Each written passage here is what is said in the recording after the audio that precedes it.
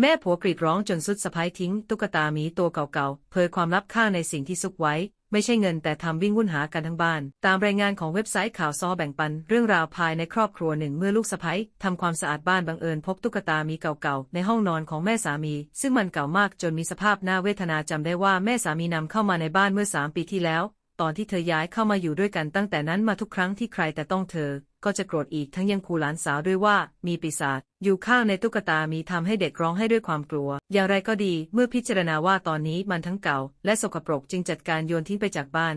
และวางแผนจะซื้อตัวใหม่ให้ทดแทนอย่างไรก็ดีเมื่อแม่สามีรู้ว่าตุ๊กตามีหายไปก็ตะโกนถามหาด้วยความตื่นตระหนกและลูกสะใภ้ก็พูดขึ้นว่าฉันโยนมันทิ้งไปบ่ายนี้จะพาแม่ไปซื้อหมีที่ดีกว่านี้มีตัวเก่าดำและสกปรกแล้วจะเก็บไว้ทำไมเพราะมันจะทำให้แบคทีเรียเข้าสู่ร่างกายและทำให้ป่วยเมื่อได้ยินคำตอบเช่นนี้แม่สามีเบิกตากว้างและล้มลงกับพื้นทันที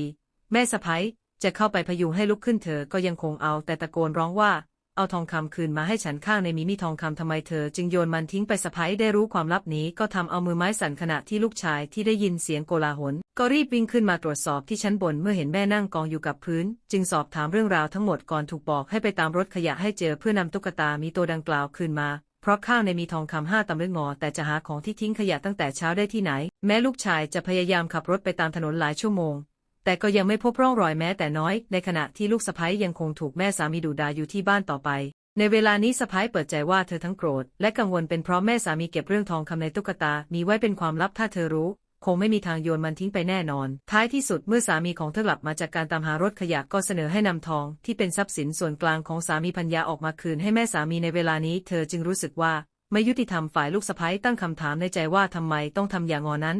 ถ้าทำแบบนั้นฉันจะไม่เสียเปรียบเหรอแม่สามีมาอาศัยอยู่กับเราฉันดูแลเรื่องอาหารเสื้อผ้ายารักษาโรคและความเจ็บป่วยแม่สามีมีทองแต่เก็บซ่อนไว้ตอนนี้ทองหายไปเธอจึงถูกบังคับให้เอาทองของครอบครัวไปจ่ายคืนมันสมเหตุสมผลตรงไหนและตัดสินใจโพสต์เล่าเรื่องนี้ลงโลกออนไลน์เพื่อถามความคิดเห็นของชาวเน็ต